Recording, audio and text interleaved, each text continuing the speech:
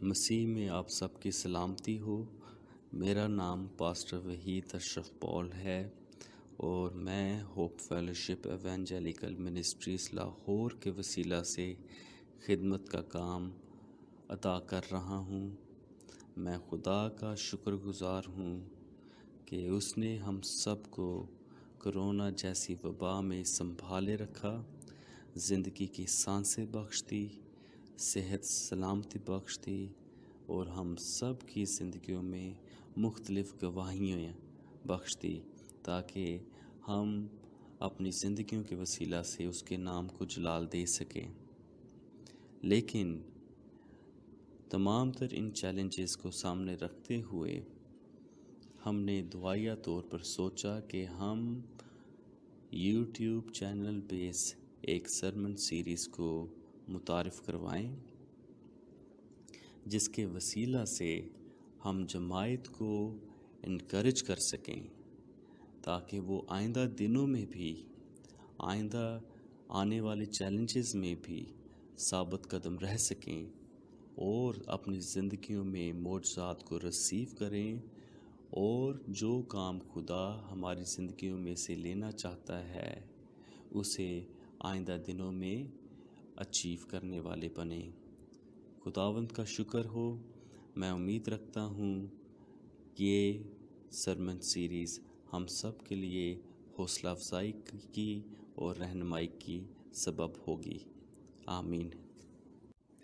کلام مقدس میں سے ہم اپنی رہنمائی کے لیے پڑھیں گے متی کی انجیل 5 باب اور اس کی آیت نمبر 3۔ اس میں ہماری رہنمائی کے لیے یوں لکھا ہے کہ مبارک ہیں وہ جو دل کے غریب ہیں، کیونکہ آسمان کی بادشاہی انہی کی ہے۔ کلام کا پڑھا اور سنا جانا ہم سب کے لیے باعث برکت ہو۔ خداوند یسوع مسیح اس آیت میں آسمانی بادشاہی کی تصویر پیش کرتے ہیں، اس کی خصوصیات کو پیش کرتے ہیں اور ہمیں بتاتے ہیں کہ ہم کیسے اس کے لائق بن سکتے ہیں۔ اس میں کسی نئی تعلیم کو متعارف نہیں کروایا جا رہا، بلکہ خود ہی سے انکار کرنے پر زور دیا گیا ہے۔ دل کے غریب ہونے سے مراد ہے کہ جو ہمارا دل ہے، جو لا علاج ہے، جو ہیلے باز ہے، جسے کوئی دریافت نہیں کر سکتا، اس سے اپنے آپ کو آزاد کریں، اس پر ہم فتح حاصل کریں، کیونکہ یہ جو لا علاج دل ہے یہ سنگین دل کی طرح ہے، یہ پتھر کے سے دل کی طرح ہے اور اس کے خیالات ایک بھاری جوئے کی مانند ہے جسے ہم زیادہ دیر تک نہیں اٹھا سکتے۔ خداوند یسوع مسیح کی یہ تعلیم ہے، وہ اس چیز کی منادی کرتے ہیں کہ ہم اس سے گوشتین دل کو حاصل کریں، ہم اس کے جوئے کو اپنے اوپر لیں، اس سے سیکھیں، کیونکہ اس کا جوا نرم اور ملائم ہے اور تمام تر جسم کی خواہشوں سے ہم اپنے آپ کو آزاد کریں اور جسم کے کام ظاہر ہیں، یعنی حرام کاری، ناپاکی، شہوت پرستی، جادوگری، عداوتیں۔ ہمیں ان چیزوں سے اپنے آپ کو رہائی دلوانا ہے، اور جب ہم گناہ کی دولت سے رہائی حاصل کر لیں گے، جب ہم گناہ کی دولت سے ہم رہائی حاصل کر لیں گے تو پھر ہی ہم آسمان کی بادشاہت کے لائق ٹھہریں گے۔ کوئی بھی شخص 2 کشتیوں کا سوار نہیں ہو سکتا، ہمیں کسی ایک کو چوز کرنا ہے، اور خداوند یسوع مسیح ان لوگوں کو مبارک کہتے ہیں اور بادشاہت کے لائق سمجھتے ہیں جو جسم کی خواہشوں پر فتح حاصل کرتے ہیں۔ لوکا کی انجیل 16 باب میں خداوند یسوع اپنے شاگردوں کے ساتھ ایک کہانی کو یوں بیان کرتے ہیں، جس میں ایک دولت مند اور ایک غریب لازر نامی شخص تھا۔ دولت مند ارغوانی اور مہین کپڑے پہنتا اور ہر روز شان و شوکت سے رہتا تھا، جبکہ لازر ناسوروں سے بھرا ہوا اس کے دروازہ پر پڑا رہتا تھا۔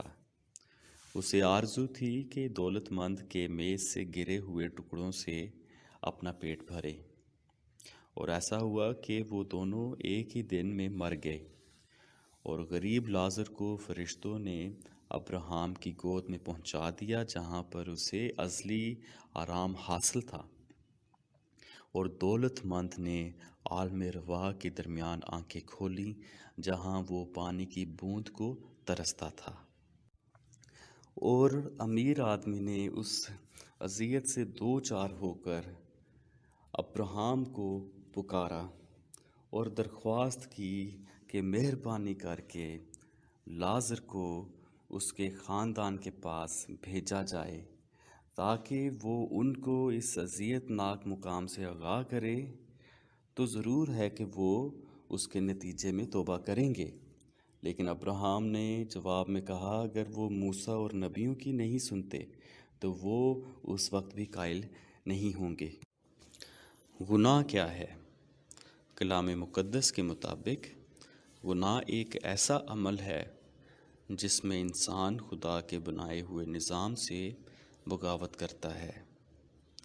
یسایہ چیپٹر 53 ورس 6 کے مطابق ہم میں سے ہر ایک نے اپنی راہ کو چن لیا اور پاکیزگی پر بدکرداری کو ترجیح دی۔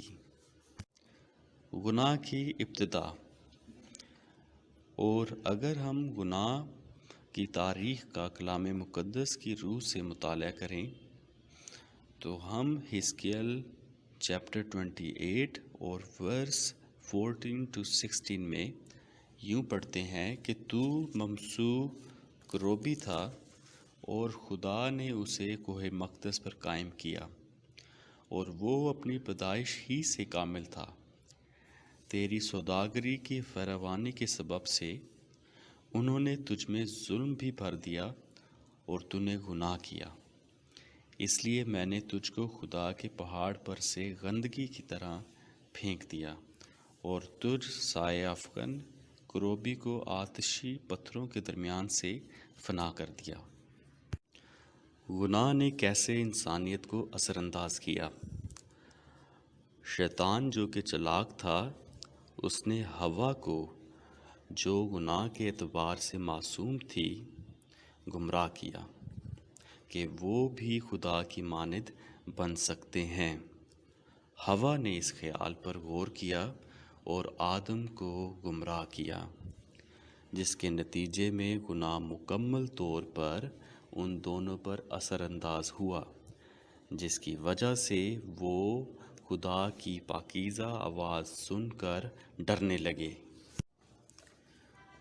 خدا کو گناہ سے کیوں نفرت ہے؟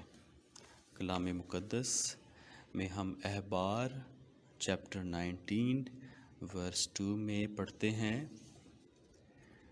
بنی اسرائیل کی ساری جماعت سے کہہ کہ تم پاک رہو، کیونکہ میں جو خداوند تمہارا خدا ہوں پاک ہوں۔ کلام مقدس میں ہم دیکھتے ہیں کہ ہمارا خدا زندہ خدا پاک ہے، وہ پاکیزگی سے معمور ہے، اس لیے خدا گناہ کو نظر انداز نہیں کر سکتا۔ ضرور ہے کہ وہ گناہ کی سزا صادر کرے۔ خدا کا بحالی کا منصوبہ۔ کلام مقدس میں ہم پڑھتے ہیں کہ خدا محبت ہے اور وہ کسی کی ہلاکت سے خوش نہیں، بلکہ وہ چاہتا ہے کہ ہر ایک کی توبہ تک نوبت پہنچے۔ اسی واسطے اس نے اپنے اکلوتے بیٹے کو بخش دیا، جس نے بنی نوع انسان کے لیے صلیبی موت گوارا کی، تاکہ ہم نئے انسانیت کو حاصل کر سکیں۔ یوحنا کی انجیل چیپٹر 3 ورس 16 میں یوں لکھا ہے، خدا نے دنیا سے اس قدر محبت کی کہ اپنا اکلوتا بیٹا بخش دیا، تاکہ جو کوئی اس پر ایمان لائے ہلاک نہ ہو بلکہ ہمیشہ کی زندگی پائے۔ اور اس کے ساتھ ساتھ یوحنا کی انجیل چیپٹر 3 اور ورس 3 میں خداوند یسوع واضح طور پر بیان کرتے ہیں کہ میں تجھ سے سچ سچ کہتا ہوں کہ جب تک کوئی نئے سرے سے پیدا نہ ہو خدا کی بادشاہی کو نہیں دیکھ سکتا۔ جس کے اعتراض میں نیکودیمس خداوند سے پوچھتے ہیں، کیا آدمی دوبارہ اپنی ماں کے پیٹ میں جا کر پیدا ہو سکتا ہے؟ خداوند اسے یوں جواب دیتے ہیں کہ جو جسم سے پیدا ہوتا ہے وہ جسمانی ہے، لیکن جو روح سے پیدا ہوتا ہے وہ روحانی باتوں کو سمجھتا ہے اور ازلی بادشاہت کے لائق ٹھہرے گا، اور عالم ارواح کا عذاب اس پر غالب نہیں آ سکے گا۔ متی کی انجیل 5 باب اور اس کی آیت نمبر 3 کے مطالعہ کے اختتام میں جو باتیں ہمارے لیے سیکھنے کی ہو سکتی ہیں وہ یہ ہے کہ خدا کے اوصاف میں محبت بھی ہے اور عدل بھی۔ خدا کی بنی نوع انسان سے یہ محبت تھی کہ وہ اس دنیا میں انسان بن کر آئے، اور عدل یہ تھا کہ انہوں نے بنی نوع انسان کے لیے اپنی جان کا کفارہ ادا کیا تاکہ ہم اپنے گناہوں سے چھٹکارا حاصل کریں اور ابدی زندگی کے وارث بن سکیں۔ ہم جو اپنی کوشش سے گناہ پر غالب نہیں آ سکتے تھے، یسوع مسیح کے فضل اور اس کے خون بہانے کے وسیلہ سے نہ صرف ہمیں گناہوں سے معافی ملتی ہے بلکہ ہم تمام تر آزمائشوں پر، گناہوں پر اور موت پر فتح حاصل کرتے ہیں۔ یوحنا کی انجیل 1 باب آیت نمبر 12 کے مطابق جتنوں نے اسے قبول کیا اس نے انہیں خدا کے فرزند بننے کا حق بخش دیا۔ اس نے ہمیں لے پالک بیٹے بیٹیاں ہونے کا حق بخشا، بلکہ ہم میراث ہونے کا بھی حق بخشا۔ اب ہمیں نہ صرف زمینی زندگی بلکہ آسمانی زندگی کے بھی وارث ہیں۔ یہ صرف ہمیں اس وقت حاصل ہوتا ہے جب ہم مسیح یسوع کو شخصی طور پر اپنی زندگی کے اندر قبول کرتے ہیں اور اپنے گناہوں کا اقرار کرتے ہیں، توبہ کرتے ہیں، مسیح یسوع کے مصلوب ہونے کو قبول کرتے ہیں اور اقرار کرتے ہیں کہ مسیح یسوع میرے گناہوں کے لیے مر گیا، دفن ہوا اور عالم ارواح میں اتر گیا اور تیسرے دن مردوں میں سے جی اٹھا اور خدا باپ کی دہنی طرف بیٹھا ہے، اور اسے وہ نام بخشا جو سب ناموں سے اعلیٰ ہے، اور عالم ارواح کی کنجیاں اس کے پاس ہیں۔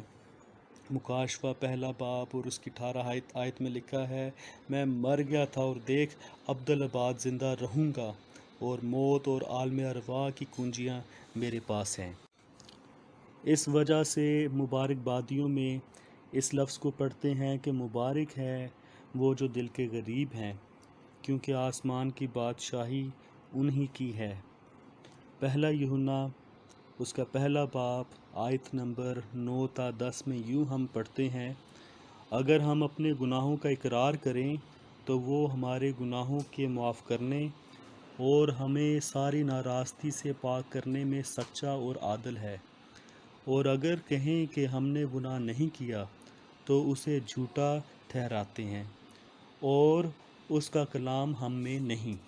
مکاشفہ 5 باب اور اس کی آیت نمبر 12 تا 13 میں یوں لکھا ہے، اور وہ بلند آواز سے کہتے تھے کہ ذبح کیا ہوا برا ہی قدرت اور دولت اور حکمت اور طاقت اور عزت اور تمجید اور حمد کے لائق ہے۔ پھر میں نے آسمان اور زمین کے نیچے کی اور سمندر کی سب مخلوقات کو، یعنی سب چیزوں کو جو ان میں ہے، یہ کہتے سنا کہ جو تخت پر بیٹھا ہے اس کی اور برہ کی حمد اور عزت اور تمجید اور سلطنت ابدالآباد رہے۔ دعا کریں گے۔ قادر مطلق آسمانی باپ، شکر ادا کرتے ہیں اس سرمن سیریز کے لیے جو ہم نے متی کی انجیل 5 باب اور اس کی 3 آیت میں سے ہم نے چوز کی، جس سے ہم سب سیکھ سکیں، انکرج ہو سکیں۔ شکر ادا کرتے ہیں آسمانی باپ تیری محبت کے لیے۔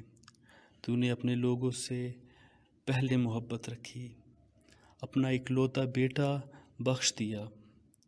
شکر ادا کرتے ہیں مسیح کی صلیبی موت کے لیے، اور آج بھی وہ جماعت کے لیے، اپنے لوگوں کے لیے شفاعت کرتے ہیں۔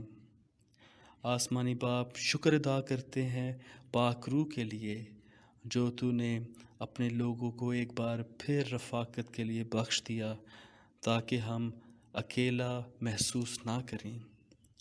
شکر ادا کرتے ہیں آسمانی باپ کلام کے لیے جس سے ہم سیکھتے ہیں۔ آسمانی باپ ہمیں توفیق بخش دے کہ ہم دل کی دولت سے رہائی حاصل کریں اور الہی دولت کو اپنی زندگیوں میں رسیو کریں۔ آج کا کلام کا پڑھا اور سنا جانا ہم سب کے لیے حوصلہ افزائی کا اور رہنمائی کا سبب بنے۔ تمام تر لسنرز کے لیے جو اس ٹیچنگ کو سنتے ہیں میں خاص بلیسنگ کی دعا کرتا ہوں تاکہ ہم کیسے بھی حالات و واقعات کیوں نہ ہوں، ہم تیرے کلام کے ساتھ جڑے رہیں اور تیری آواز کو اول درجہ دیں۔ مانگتا ہوں دعا مسیح یسوع کے نام میں، آمین۔